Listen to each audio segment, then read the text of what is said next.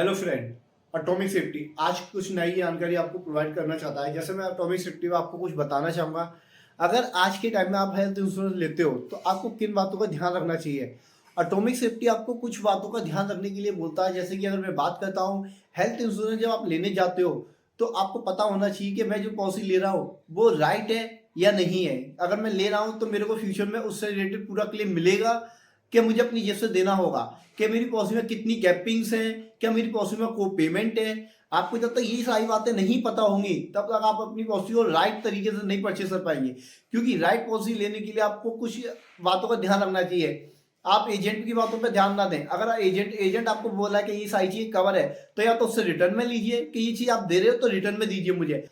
Company की mail ID से अगर आप रिटर्न में लेते हो तो वो आपके लिए प्रूफ होता है कि ये चीज जो बताई थी मुझे कंपनी की मेल आईडी से आई है, इसमें कोई झोल नहीं है।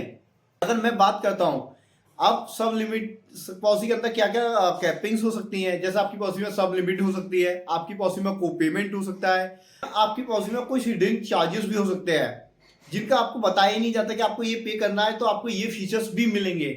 अगर मैं बात करता हूँ जैसे हॉस्पिटल में अगर हम जाते हैं तो हमारे जो दवाइयों के खर्चे होते हैं वो तो कंपनी कवर करती है, पर कितना कवर करेगी ये कंपनी कभी बताती नहीं है खुल के।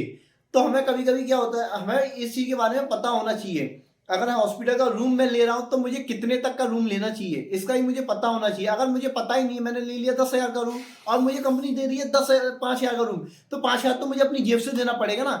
तो कुछ ऐसी सब लिमिट जो होती है आपकी, ये सब लिमिट रूम पे भी लगी होती है, बीमारियों पे लगी होती है। पर आप पॉलिसी को अच्छे से स्टडी करो।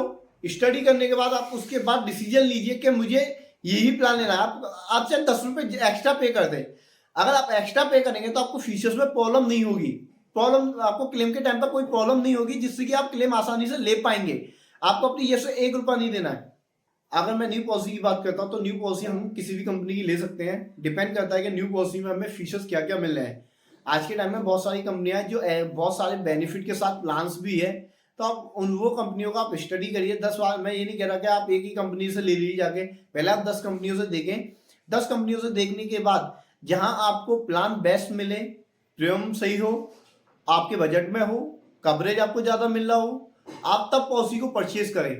अगर आप मान लीजिए आपने 3 लाख की पॉलिसी ले ली, आज के टाइम में 3 लाख रुपए हॉस्पिटल में 2 दिन के अंदर खर्च हो जाते हैं। अगर बड़ी सिटी में आप जाते हैं 3 लाख रुपए की कोई वैल्यू नहीं है। हॉस्पिटल में जो खर्चा आता है कम से कम 70, आप देखेंगे 10 लाख का भी आ रहा है, 5 लाख का भी आ रहा है, किसी का 40,000 का भी आता है। पर मेरा मानना है कि कवरेज ज्यादा से ज्यादा आप परचेज करेंगे तो आप सिक्योर रहते हैं कि आपको कोई किसी तरह की प्रॉब्लम आती है तो आपको ये टेंशन नहीं होगी कि मैंने 3 लाख की पॉलिसी ली, मेरा बिल 5 लाख का आ रहा है, 2 लाख रुपए मुझे अपनी जेब से देना है। तो वो आपको अपनी जेब से नहीं देना होगा, वो सारा कंपनी ही पे करेगी।